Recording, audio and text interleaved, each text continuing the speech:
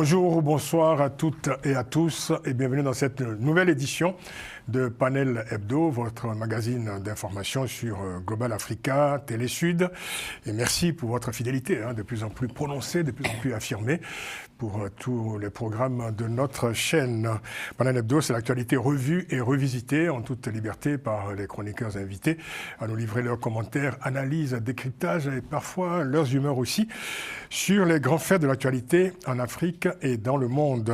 Le plateau de l'émission est composé aujourd'hui de deux journalistes émérites, deux journalistes spécialistes de l'actualité internationale et deux chroniqueurs récurrents de l'émission, un non moins émérite, le j'ai nommé Ben Yayassi. Bonjour Ben Yaya. Bonjour Francis. Vous êtes analyste politique.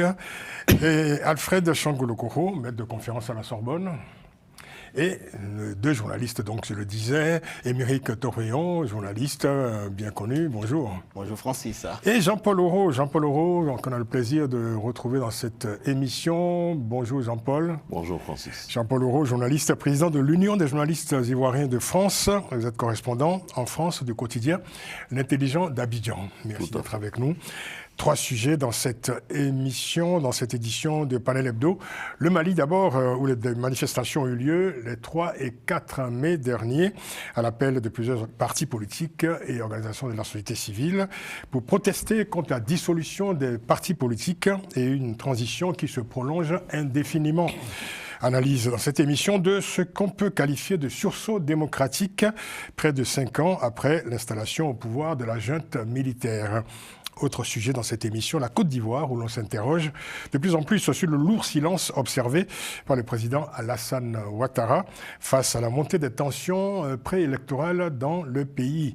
Les silences de Alassane Ouattara, nous en parlons donc dans cette édition. Enfin, le Togo avec l'entrée en vigueur cette semaine d'un régime parlementaire et d'une 5e république issue de la réforme constitutionnelle d'avril 2024. L'opposition dénonce, je cite, une dérive monarchique et la suppression de toute alternative démocratique. Nous en parlerons également dans cette émission. Voilà donc pour le sommaire. Le Mali donc. Le Mali, c'était donc les 3 et 4 mai dernier. Le Mali qui a connu donc les premières manifestations d'ampleur contre la junte au pouvoir depuis 5 ans. Des manifestations pour protester donc contre la dissolution des partis politiques existants et aussi contre la prolongation sans la moindre élection du bail de la junte, qui est donc au pouvoir depuis bientôt 5 ans. 5 ans renouvelables donc en plus pour la junte désormais. 5 ans renouvelables jusqu'à, dit-on, la normalisation de la situation sécuritaire. Au cœur des revendications des manifestants, un retour rapide à l'ordre constitutionnel et à un système démocratique.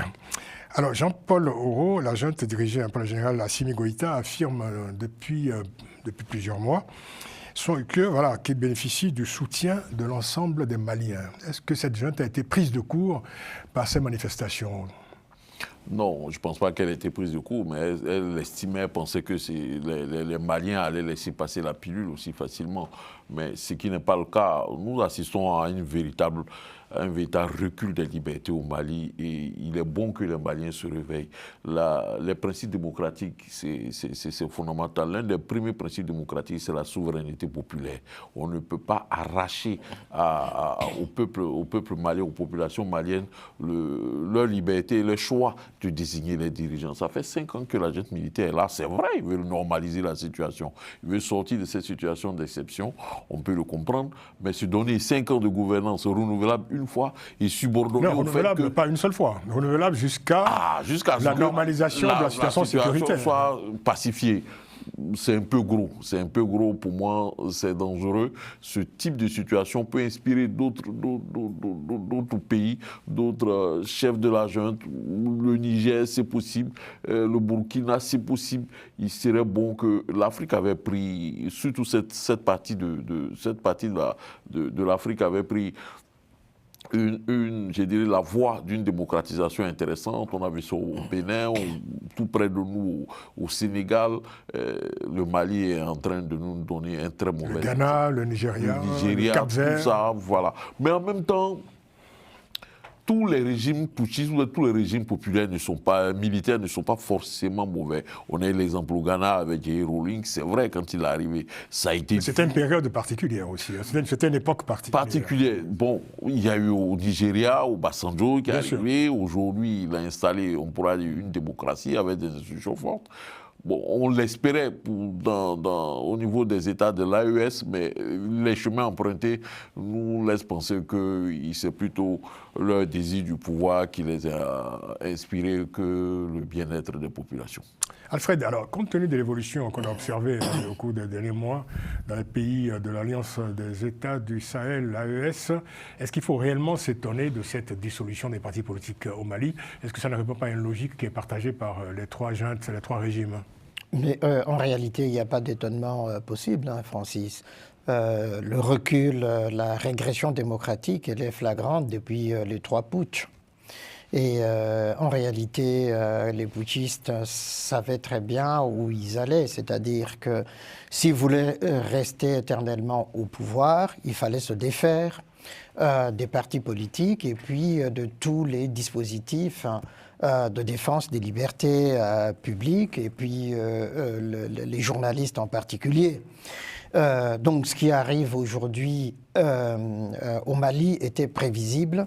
Dans les autres pays, c'est pareil. De toute façon, quand les putschistes s'autoproclament président de la République sans aucune légitimité populaire, démocratique, eh bien, on est en plein dedans. C'est-à-dire qu'au fond, pour eux, la démocratie, c'est leur façon justement d'installer dans la durée leur putsch. Malheureusement, les partis politiques maliens se réveillent un peu tard. Enfin, il y a eu quelques opposants qui ont dû quitter le pays, d'autres emprisonnés, mais dans la grande majorité, ils étaient avec les putschistes, Kokala, Maïga, Choguel Kokala, Maïga en particulier. Après, il s'est rendu compte qu'il était manipulé et tout ça, caution civile du putsch, et bien maintenant viré lui-même.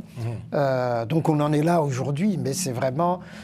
c'est une honte pour le Mali qui, en 1991, avait chassé Moussa Traoré.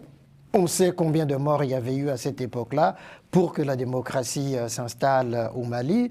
Il y avait donc une trajectoire là, démocratique qui était intéressante, mais on sait très bien que dans tous nos pays, cette trajectoire démocratique a commencé à des soubresauts, ce qui est normal dans ces régimes-là, mais au point de faire des coups d'État dans le coup d'État, et puis maintenant, troisième coup d'État, j'allais dire, parce qu'on supprime les partis politiques. Moi, j'espère que vraiment le peuple du Mali va continuer, en tout cas les partis d'opposition, continuer à se remuer pour faire entendre leur voix. Alors, pour le moment, on n'a pas entendu Assimi Goïta par rapport à cette question-là, dire s'il acceptait la proposition de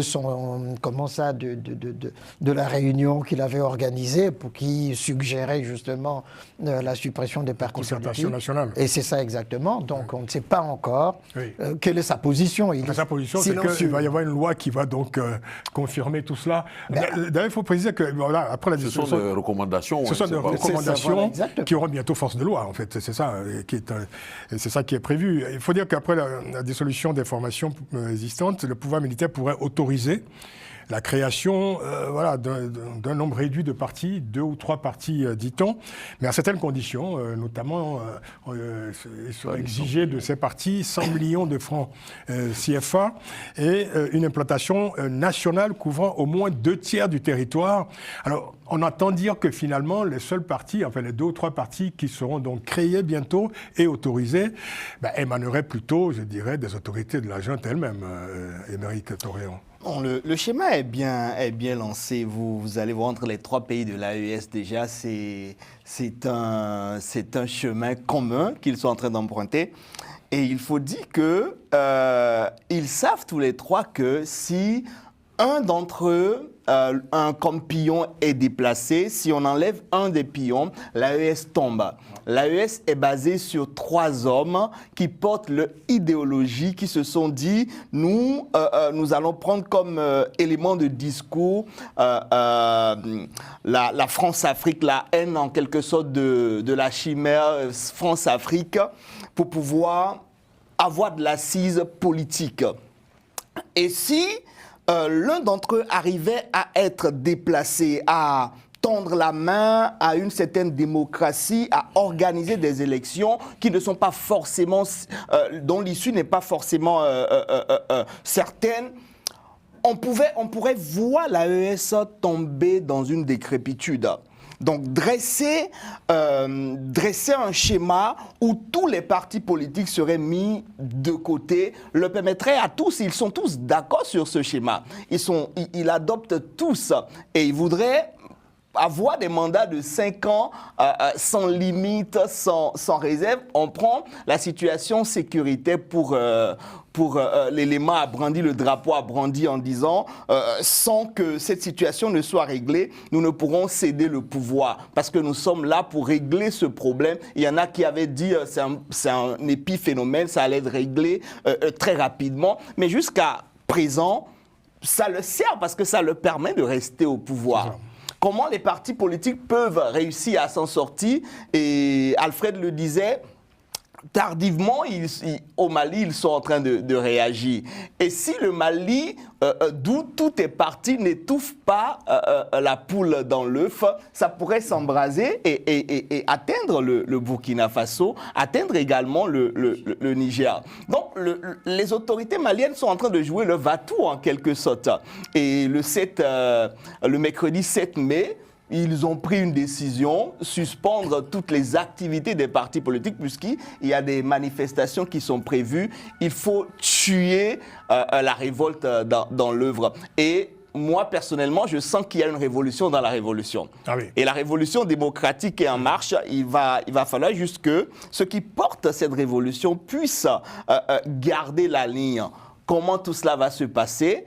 Est-ce qu'on ira à des affrontements? Parce qu'on voit déjà les couleurs qui sont jetées.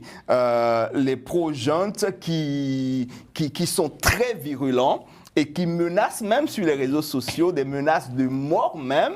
Et personne ne réagit quand on menace d'atteindre, de porter atteinte à la vie humaine. Normalement, dans un pays qui se respecte, on devrait aller chercher cette personne pour qu'il réponde de ses propos. Mais la junte fait comme si elle n'a rien vu. On attend la suite des événements. D'ailleurs, Ben Yassi, ces manifestations ont eu lieu... On peut se dérouler sans une répression majeure. Même si on a vu quelques affidés de la junte agresser les manifestants et les empêcher en tout cas de manifester. Donc on peut parler, je dirais, d'une certaine retenue de la part des autorités. On pouvait parler de certaines retenues, en tout cas pour ces manifestations-là. Est-ce que de ce point de vue, on peut parler d'une spécificité malienne? Est-ce que ces mêmes manifestations auraient pu avoir lieu aujourd'hui, pourraient avoir lieu aujourd'hui au Niger ou au Burkina Faso? Non, pour le moment non, parce que c'est le Mali qui est la tête de gondole par rapport à l'AES, qui a été déjà dit. Et la sérénité, le calme qu'on a constaté lors de la première manifestation, je ne pense pas qu'on l'aura à la prochaine manifestation. Ah, parce qu'il y en a une qui était prévue pour ce vendredi. Pour ce vendredi. Oui. Et depuis lors, on a vu que les autorités ont commencé à s'agiter. Il y a eu Mamadou Traoré qui a été arrêté par rapport à des propos très virulents qu'il a tenus à l'encontre des autorités sur une web télé et en plus qui a été repris en boucle. Cette interview était devenue virale sur les réseaux sociaux. Et je cite ces propos, et c'était très caractéristique de la situation actuelle du Mali, en disant que ne pas respecter sa parole, c'est porter atteinte à l'honneur des Maliens. C'est une flèche lancée à l'endroit de la junte. Qui n'a pas respecté notamment le délai de la transition. Effectivement, et la conséquence a été la sortie du procureur général, du parquet général auprès de la cour d'appel de Bamako, signé, daté du 6 mai, et dans lequel, je lis juste une partie, je le cite, c'est des propos qui ciblent ce que M. Traoré avait dit, et c'est une menace qui est lancée à l'endroit des autres. Des mises en garde contre ceux qui ont prévu de manifester ce 9 mai. Oui, parce que là, dans le communiqué, il est dit, je le cite, ses propos par rapport à ce que disait M. Traoré et agissements sont de nature à dresser les citoyens les uns contre les autres et constituent un terreau favorable pour les criminels, y compris les terroristes, dans le but d'ébranler la paix, la quiétude et la tranquillité sociale. Donc il y a toujours cette situation sécuritaire qui est prise en considération, qui est prise comme motif pour s'éterniser au pouvoir. Donc est-ce que cette manifestation du 9 aura lieu? Ou bien si elle a lieu, est-ce que le pouvoir ne va pas sortir tout l'arsenal pour mater les manifestants, soit par les forces de l'ordre ou bien par les sympathisants de la junte? On verra d'ici vendredi. Très bien. Jean-Paul Aureau, on a observé au cours des dernières années une perte de crédit sévère des partis politiques maliens. C'est vrai, ça a été d'ailleurs le terreau aussi qui a favorisé donc ce coup d'État et qui alimente aussi les soutiens à cette junte.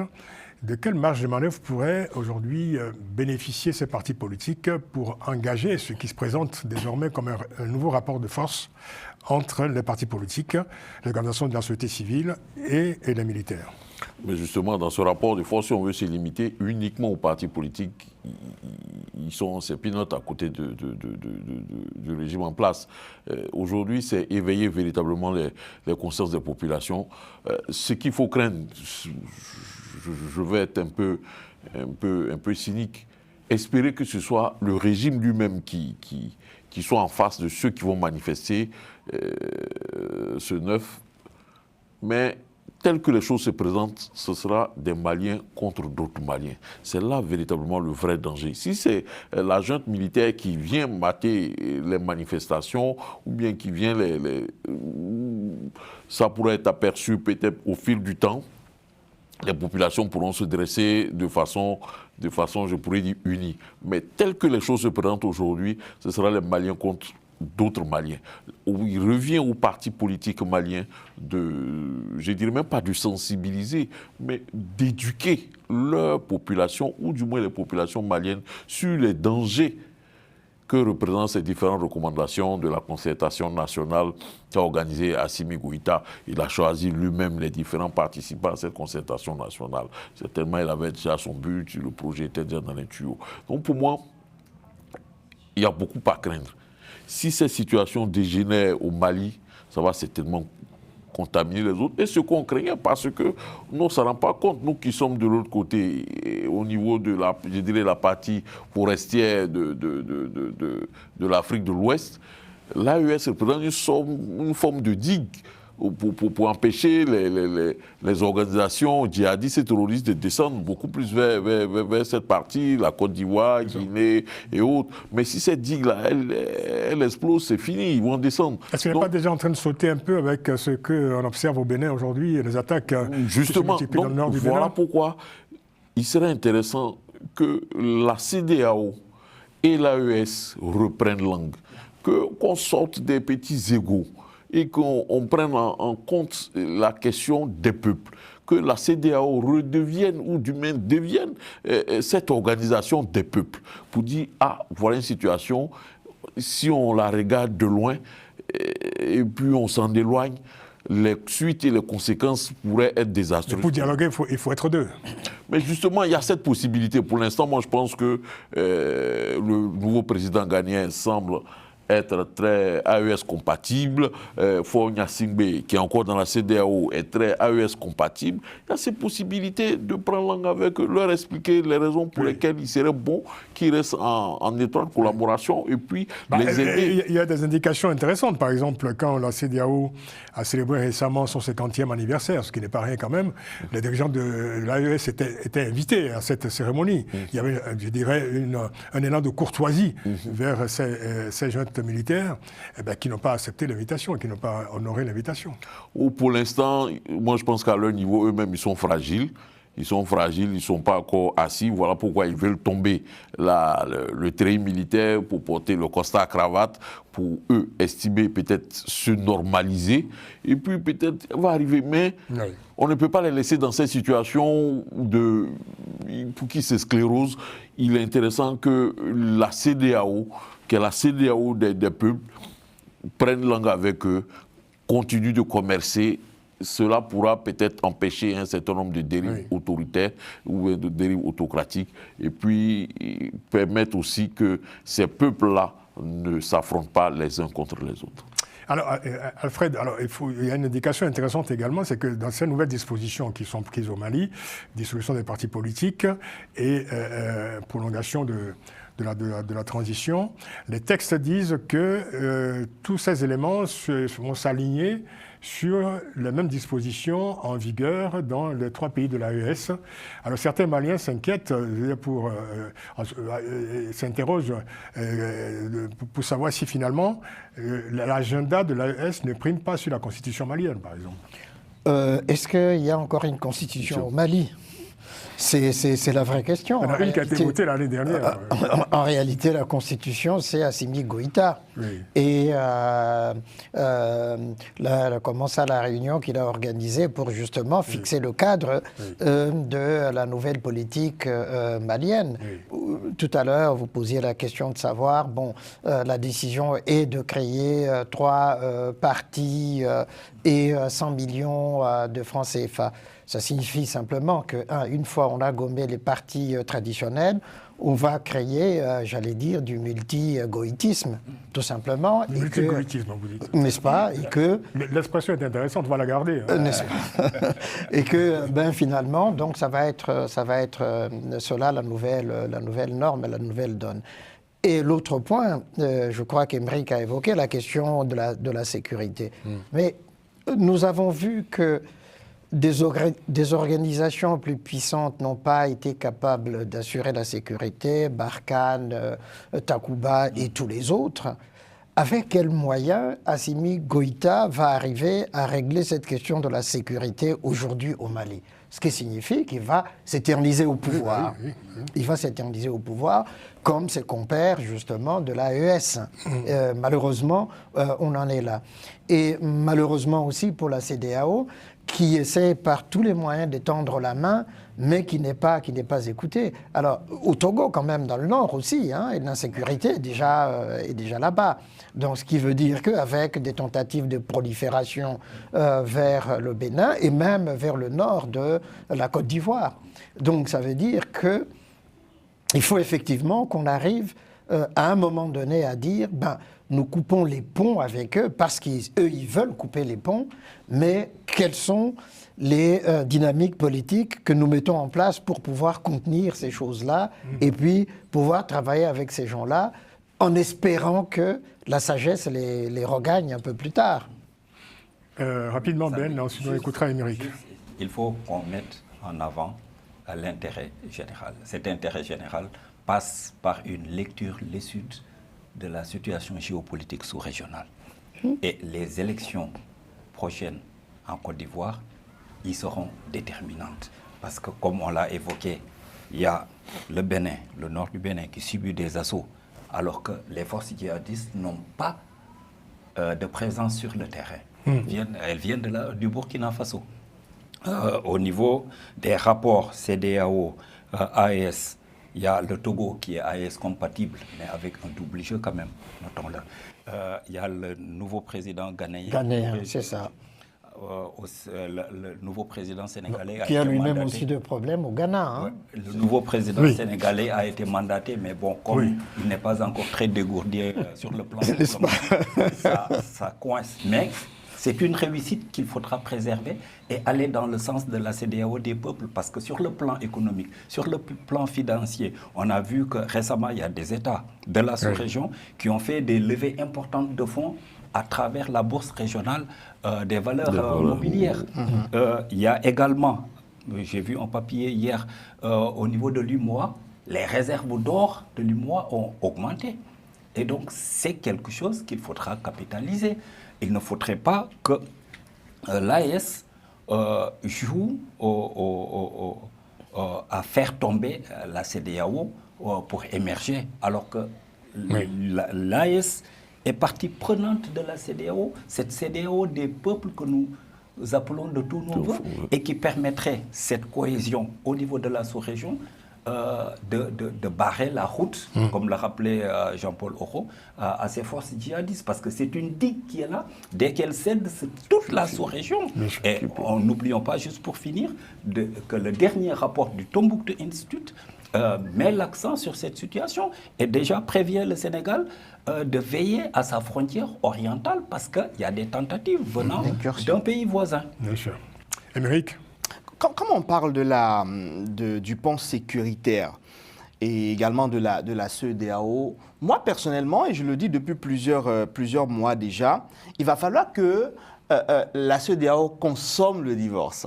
Exact. Moi, je pense qu'il faut que la CEDEAO consomme le divorce et essaie maintenant de mettre un mécanisme de coopération sécuritaire en place pour que cette zone fragile puisse être quadrillée. Parce que sans cette coopération, on va droit dans le mur, on va dans une progression, une conquête en quelque sorte d'autres espaces par les djihadistes.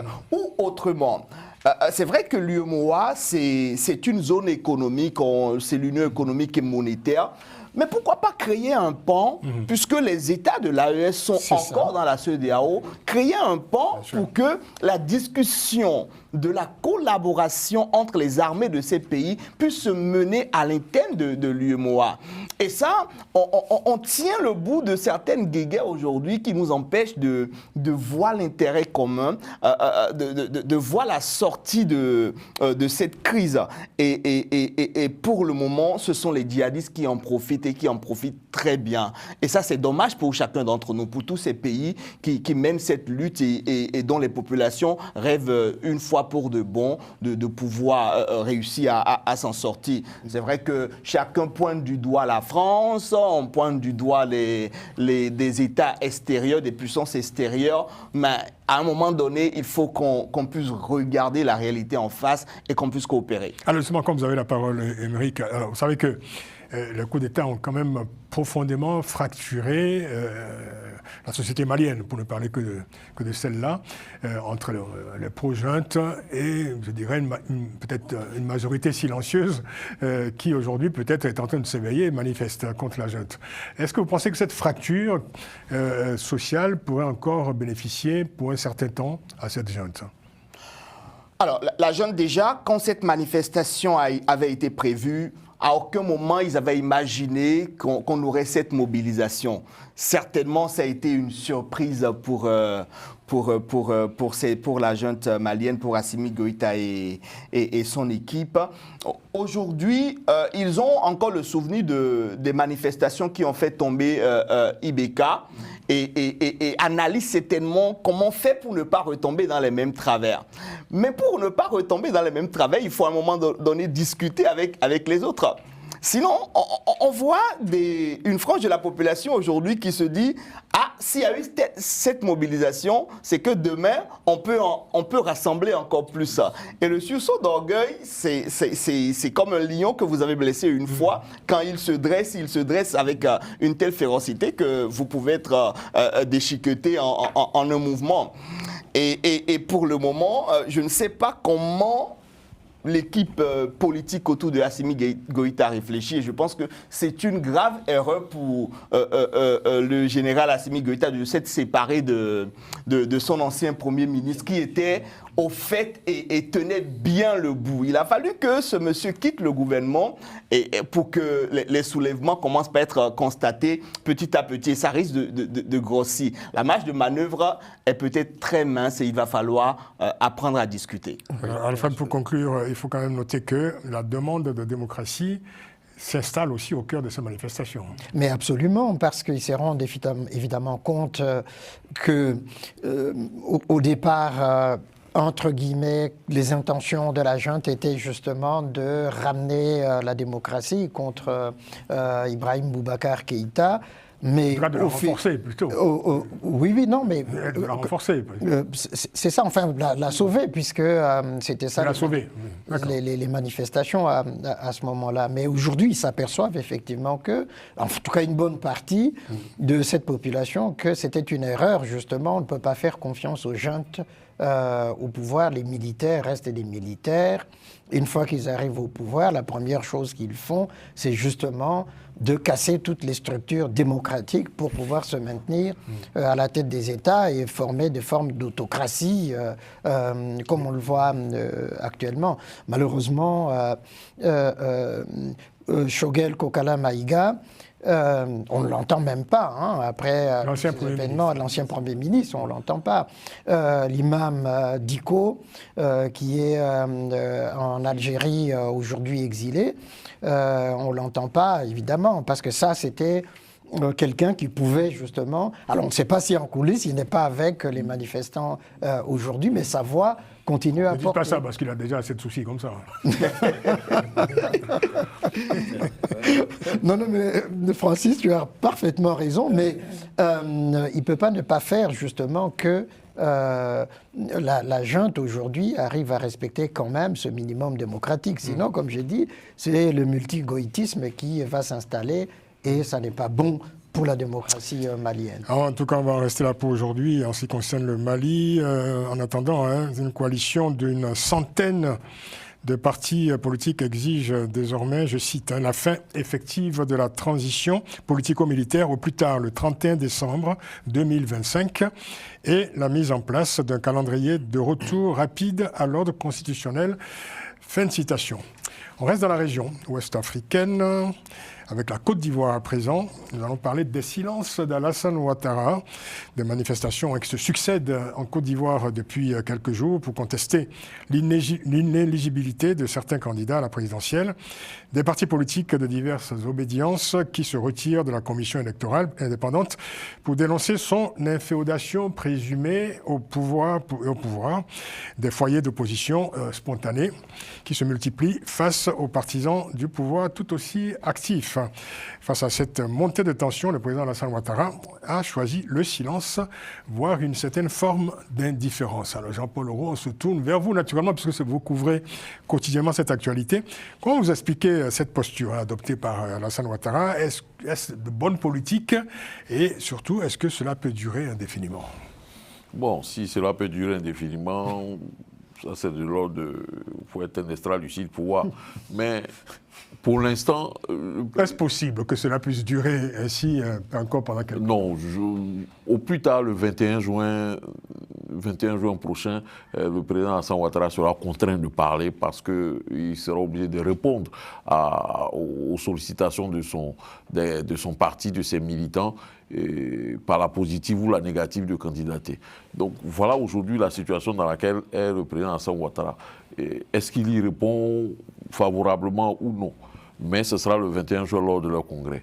Mais dans cette situation actuelle, le président de la République de Côte d'Ivoire estime que son pays est aujourd'hui, après 15 ans de son arrivée au pouvoir, son pays a des institutions qui sont bien installées, qui sont fortes, qui travaillent, qui règlent les questions d'ordre social, politique, économique, tout ça. Donc il n'a pas véritablement besoin de parler. Lui, il est le maître des horloges, il est au-dessus de la mêlée. Mais ce qui pose problème dans cette situation, c'est que Alassane Ouattara est à la fois président de la République et président du RHDP. Donc du coup, quand ça l'arrange, le président de la République, il est au-dessus de la mêlée, il ne se mêle pas des affaires partisanes, mais des affaires des partis politiques. Oui.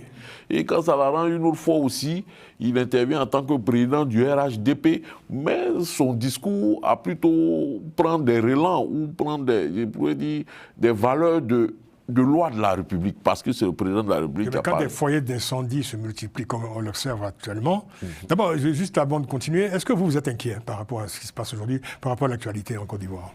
Par rapport à l'actualité en Côte d'Ivoire... Est-ce qu'il y a de quoi s'inquiéter? Il y a de quoi être un peu perplexe. Il y a de quoi être perplexe quand aujourd'hui on assiste à cette tentation que le pouvoir a d'exclure un certain nombre de personnalités de la course au pouvoir Et quand on sait On dit que le pouvoir exclut, parce que bon, ça c'est quand même, je dirais... oui, c'est un commentaire que je fais, c'est une spéculation que je me permets. Oui, mais c'est une interprétation des situations, parce que est-ce que le pouvoir est à l'œuvre concrètement pour exclure des candidats? Parce que jusqu'à présent, en fait, tous les candidats qui sont exclus officiellement le sont parce que la justice en a décidé ainsi. Ce n'est pas le pouvoir en tant que tel, à moins que la justice n'existe plus en Côte d'Ivoire. C'est ce que je disais, Francis. Le président Alassane Ouattara, en 2016, quand tu mets en place une nouvelle constitution, il s'est débrouillé de sorte à faire que le président de la République, un président de la République peut être un chef d'un parti politique. Du coup, le fonctionnement de l'État se confond au fonctionnement du RHDP. Voilà une réalité qui est là aujourd'hui. Et quand on avance... C'est un parti-État alors?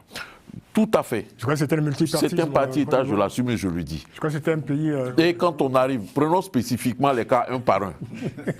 Francis, regarde. Le cas de Laurent Gbagbo. Il a la CPI. Quand on sent venir les choses, qui va être libéré, acquitté, il y a un procès à Abidjan où il est co-auteur, il n'est pas l'auteur direct sur le fameux cas de la BCAO. Il est condamné à 20 ans. Mais les co-auteurs, là, les auteurs directs, eux, sont amnistiés. Ils sont tranquilles. Et le co-auteur, c'est lui qui n'a pas fait le truc. Il n'est pas amnistié.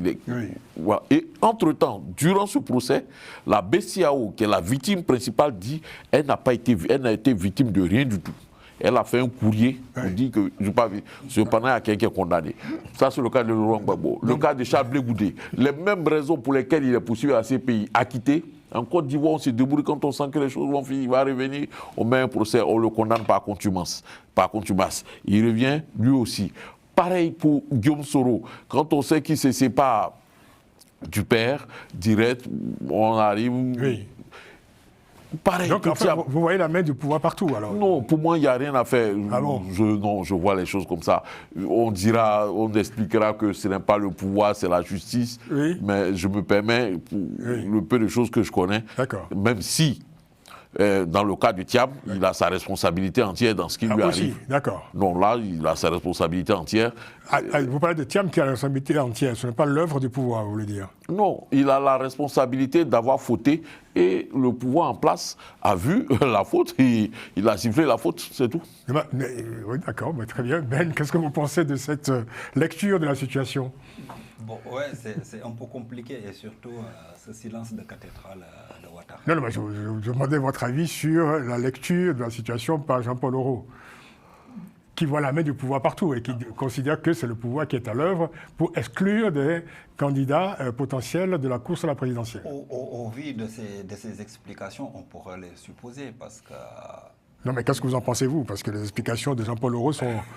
On peut les discuter. En tout cas, la situation, elle est cocasse pour un pays qui s'achemine vers une élection présidentielle. C'est vrai que pour le cas de Laurent Gbagbo, de Charles Blé Goudé et de Guillaume Soro, c'est pas du tout compréhensible que d'un côté, au niveau de la CPI, que ces personnes soient acquittées et qu'on leur colle un procès. Mais ce sont deux dossiers totalement différents. Ce sont deux dossiers totalement différents. Oui. On comprendra que ces deux dossiers totalement distincts, oui, totalement. Distincts. Mais moi, ce qui me dérange, c'est le timing. Le timing par rapport à ces dossiers, par rapport à... Le dossier de Laurent Gbagbo n'est pas nouveau. Je veux dire. Le dossier n'est pas nouveau, mais il a fallu attendre que... Guillaume Soro, ce n'est pas nouveau non plus. C'est le cas de Tidjane Thiam qui est le cas le plus récent, en fait. Tidjane Thiam, lui, c'est une faute personnelle ou bien au niveau de son équipe de campagne, parce qu'un candidat sérieux qui se prépare doit avoir une équipe de juristes qui doit scruter. Donc sa candidature devait être scrutée à la loupe pour savoir s'il remplissait les conditions ou pas. Mais pour les autres candidats, que ce soit Blé Goudé, que ce soit... Guillaume Soro, plutôt Laurent Gbagbo, moi c'est vraiment le timing qui me dérange par rapport à ces affaires qu'on leur a collées. Est-ce qu'il y a une main du pouvoir sur la justice, donc pour ne pas parler d'une justice aux ordres du pouvoir, point d'interrogation. C'est déjà ça ma question, en fait, mais vous n'y répondez pas. Vous terminez. Il met toujours pas un point d'interrogation. Émeric, est-ce que vous voyez la main du pouvoir partout dans cette histoire? Parce qu'on parle des silences de Alassane Ouattara, mais quand on écoute finalement Jean-Paul, le sentiment qu'au fond, c'est un silence qui est lourd de sens et que derrière le silence, il y a des actes invisibles et souterrains qui pèsent notamment fortement sur la justice. Le jeu politique, c'est quelque chose de vraiment bizarre. Quand on se met à l'analyser, il faut regarder sur tout ce qu'il y a comme angle. La situation en ce moment profite à Alassane Ouattara, qui ne s'est pas encore déclaré candidat, parce qu'un duel Ouattara-Laurent Gbagbo, c'est un match de revanche qu'on jouerait. Et ça risque, pourquoi pas, de tourner au désavantage de Ouattara, ou ça risque même d'envenimer la situation, de nous ramener en arrière à une crise que les Ivoiriens sont en train d'oublier.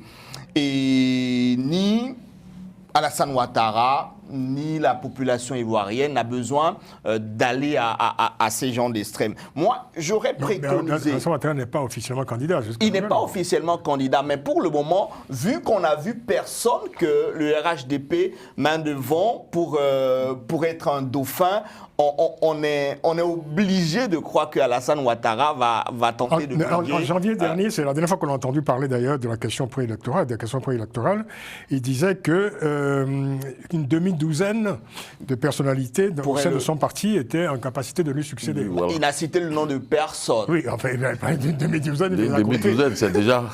Alassane Ouattara aime bien le silence. Les dernières élections, avant qu'il ne parle et dise non, je ne serai pas candidat, et on connaît ce qui s'est passé à la suite, il a fait peser un lourd silence sur l'atmosphère ivoirienne. Mais finalement, il a parlé. Son silence est une arme qu'il utilise. Aujourd'hui... Est-ce que cette arme est toujours valable dans la situation actuelle, à quelques 5 mois de la présidentielle? Est-ce qu'il n'est pas temps qu'il sorte du silence en tant que chef de l'État et que voilà, il puisse porter sa voix pour calmer, apaiser la situation sociale? Parce que aujourd'hui, voilà, on a le sentiment que le top chrono est lancé là pour les manifestations qui vont se multiplier au cours des prochaines semaines. Il joue sur un aspect sociologique. Les Ivoiriens, pour le moment, ne veulent pas revivre des affrontements. Oui. Donc, pour le moment, il se dit, j'ai pas forcément besoin d'apaiser. Personne n'a envie d'aller à des affrontements. Personne n'a envie de voir les choses dégénérer. Donc, je retarde ma sortie le plus tard possible. Il sortira, je pense qu'Alassane Ouattara sortira le plus tard possible. Et ça joue en sa faveur. Ça joue en sa faveur. Moi, je pense que c'est un silence tonitruant, puisque les autres parlent à sa place. Qu'est-ce qu'il a encore besoin de parler? Il se tait, il laisse les autres parler. Ses partisans, vous voulez dire? Non seulement eux, même l'opposition qui parle à sa place, en réalité, quand on manifeste, etc. Comme dit Toignon, c'est que ça lui profite en attendant. Il a quel âge, Alassane Dramane Ouattara? 83. Laurent Gbagbo? Laurent Gbagbo va avoir 80 ans, je crois. Il est de 45. Oui, 80. Ouais, 80 ans. Okay. Donc il est temps quand même que les octogénaires laissent la place aux jeunes en Côte d'Ivoire pour que justement, puisqu'il y a des jeunes aussi valables. D'accord. Je pense que c'est ça qui pourra décrisper l'atmosphère politique si les deux dinosaures se mettent au repos. Exactement. Laurent Gbagbo n'entend pas les choses de la façon dont tu le présentes. N'est-ce pas, Alfred? On est tout à fait d'accord sur ce plan-là. Il ne l'entend pas comme ça. Il continue à se considérer comme un éternel jeune, donc qui peut rebondir. On s'est demandé ici il y a 2 semaines si Laurent Gbagbo avait réellement envie d'y aller et de gouverner à nouveau la Côte d'Ivoire. La question se pose. Pour moi, bon, je laisse Alfred finir. Juste un dernier mot. Je pense effectivement que, pour moi, c'est... alors, il y a le principe de séparation de pouvoir. Hein, c'est-à-dire qu'on peut dire tout ce qu'on veut. Alassane Dramane Ouattara dira c'est la justice qui a décidé de ceci ou de cela. On n'a pas vu ma main, même si on peut soupçonner, etc. Donc il y a ce principe. Parce que vous soupçonnez aussi, vous Non. Moi, je considère qu'il est vierge de tous les reproches. Vous laissez le soupçon à Jean-Paul. N'est-ce pas? On est sur ce plateau pour commenter l'actualité, donc je peux me permettre des commentaires. Vas-y, aie le courage de tes idées, Alfred. Donc, je dirais non. Mais en réalité, quel est l'intérêt qu'il aurait effectivement à faire que... Alors, moi, je mets à part le cas... C'est ça. Oui. Je laisse à part la question de Guillaume Soro parce que il a été condamné pour un certain... Et puis, il s'est allié avec... les gens de l'AES, enfin, il est parti de gauche à droite. Tu avais utilisé une belle formule la dernière fois, c'était encore quoi, Jean-Paul? Copuler. N'est-ce pas? Avec beaucoup, voilà, avec l'AES, avec ceci et cela. Donc, mais effectivement, pour,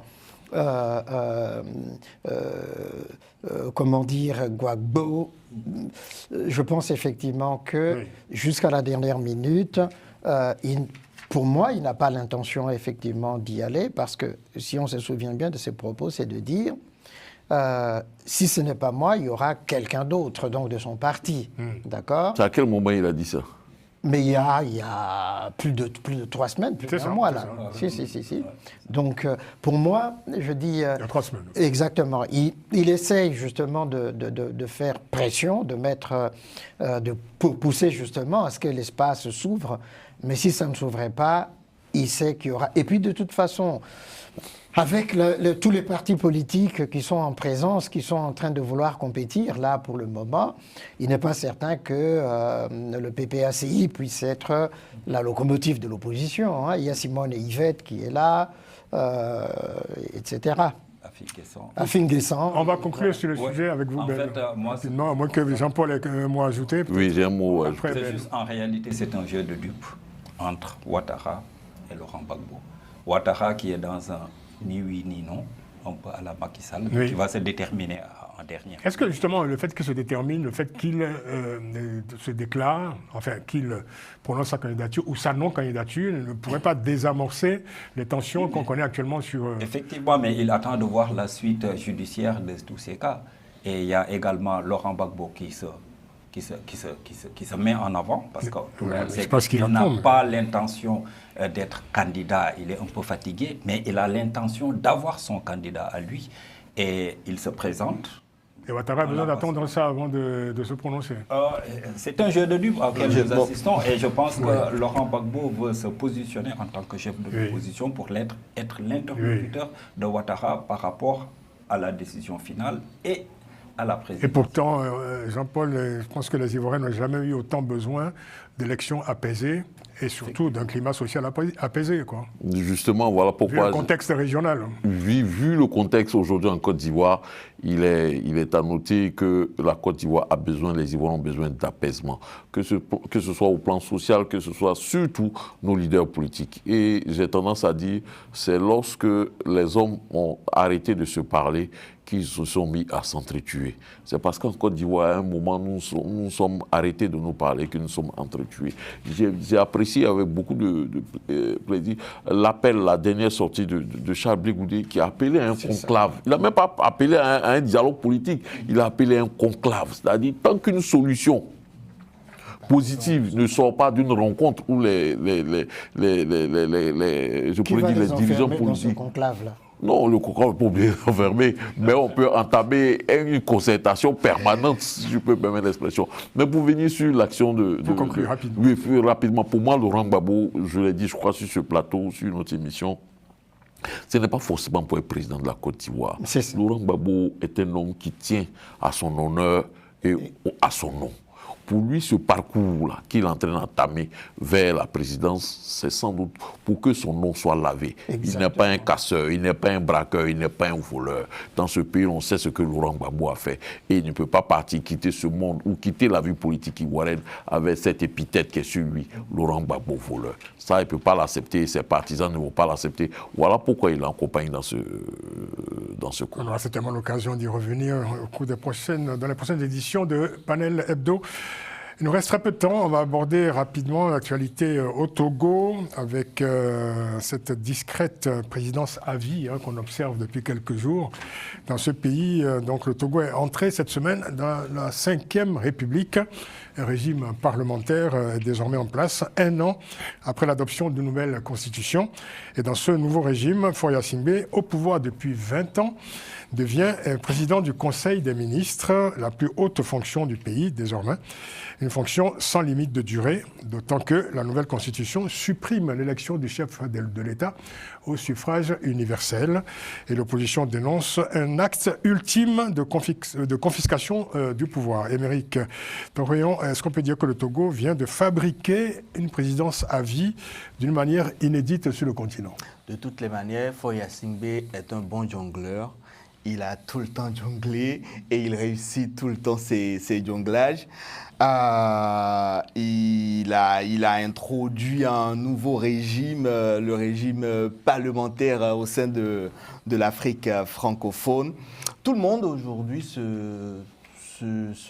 s'extasie devant le fait accompli. Tout porte à croire que c'est une présidence à vie qui est installée. Et au vu au su de tout le monde... D'autant qu'il n'y a plus d'élection suffrage universel. Donc. Ben, bien sûr. Au vu au su de tout le monde, et tant que Faure sera vivant, il restera toujours fort. Bon, et menant le jeu... Sans jeu de mots. menant le jeu et bougeant les pions comme il veut. Il a su dominer l'arène politique. L'opposition est quasi muette et il déroule son canevas comme il veut. Et là, je pense que c'est là où la CEDEAO devrait pouvoir se distinguer et se refaire un blanc-seing. Et pour le moment, la CEDEAO ne saisit pas le goût et les chances que... Il y a eu plusieurs occasions d'ailleurs, en ce qui concerne le Togo. Exactement. Depuis plusieurs années. Et ça, vu que on voit un chef d'État qui tripatou la Constitution comme il veut, et ni sa population, parce que les Togolais se disent comment nous allons faire. Chaque fois que nous sommes sortis, ça s'est soldé par des centaines de morts. Nous ne voulons pas revivre cela, quitte à laisser Faure Singbe continuer à gouverner et à marcher sur tout le monde. Rapidement, Alfred, on va faire le tour rapidement. Il nous reste très peu de temps. D'accord. Non, mais je dirais que Faure et Sozimna, Gnassingbé est grand seigneur. Il a laissé la présidence à Tové et que lui, il redescend comme ça. Alors Tové, il faut préciser aux auditeurs qui nous écoutent qu'il s'agit de Jean-Lucien Kouassi Savi de Tové, 86 ans, voilà, qui a donc le poste honorifique de président de la République. Grand seigneur, il cède cette présidence pour devenir simplement un président du Conseil. Enfin, simplement, c'est la plus haute fonction quand même. Écoutez, voilà, hein, quand on joue aux échecs, c'est ce qui arrive. Et puis la CEDEAO... Avec un système désormais verrouillé. Exactement, malheureusement, la CEDEAO lui a confié un certain nombre de missions et donc... Alors, plus d'élections au suffrage universel et donc plus d'alternance à l'horizon, jusqu'à nouvel ordre. Oui, c'est à la limite une dévolution monarchique du pouvoir qui se dessine, parce que c'est un recul par rapport à l'ancienne constitution. On retourne pratiquement à la 4e République française avec le président du Conseil du gouvernement qui est en avant. Oui, avec les limites de la comparaison. Et l'actuel président, je dirais comme dans le roman, c'est le vieil homme et la médaille, n'est-ce pas? Et donc, il est là que pour ça. Et j'espère que ce poste de président du Conseil sera le premier poste qu'il occupera et le dernier qu'il occupera pour l'intérêt du Togo et de la sous-région. En tout cas, l'opposition dénonce cette opération et dit ne pas reconnaître cette 5e République. Jean-Paul Auro, pour conclure. Moi, quand je vois ça, ma déception, c'est la CEDEAO en fait. La CEDEAO est enclin à à dénoncer les coups d'État militaires, mais ce type d'action-là, c'est des coups d'État constitutionnels. Moi, je suis convaincu que le coup d'État constitutionnel existe. C'est ce que Faure Gnassingbé a fait. Et puis bon, il n'y a personne pour lui dire, pour faire une petite recommandation, communiquer au sein de cette organisation sous-régionale qui, par elle-même, en train de créer les gemmes de sa propre... Et même Trump l'a adopté. Hein. Oui. Et même Trump l'a adopté fort. Et Sozimna Gnassingbé. Oui, enfin, ça c'est une autre. Tant qu'on n'a pas une organisation assez forte pour mettre un terme à ce type de choses, demain il peut y avoir un autre fort quelque part, je ne sais pas, au Ghana, en Côte d'Ivoire, peut-être pas au Ghana, en Côte d'Ivoire, je ne sais pas, au Mali, au Burkina, et puis on va assister à ce type de dérive autocratique. Merci en tout cas à vous, hein. Merci d'être venu. Alfred Changolokoro, Ben Yayassi, Émeric Torion, merci beaucoup. Merci. Jusqu'à la prochaine, hein, évidemment. Exactement. Nous vous ouverte. Jean-Paul Auro, vous êtes également ici comme chez vous. Hein. Merci. Et puis bon, on va faire un clin d'œil à l'intelligent d'Abidjan, dont vous êtes le digne correspondant, n'est-ce pas? Merci beaucoup. Ben Yayassi, je vous ai salué. D'accord. Francis, oui. J'ai oublié. Oui. Rapidement. Dans cette émission, j'ai un jeune homme, un jeune étudiant ivoirien qui m'a aidé une fois dans un centre commercial ici à Paris et il a apprécié mes interventions sur ton plateau. Et donc je me vais faire une petite dédicace à Conan Marius. Voilà, voilà qui est fait. Et voilà, on est un auditeur de plus.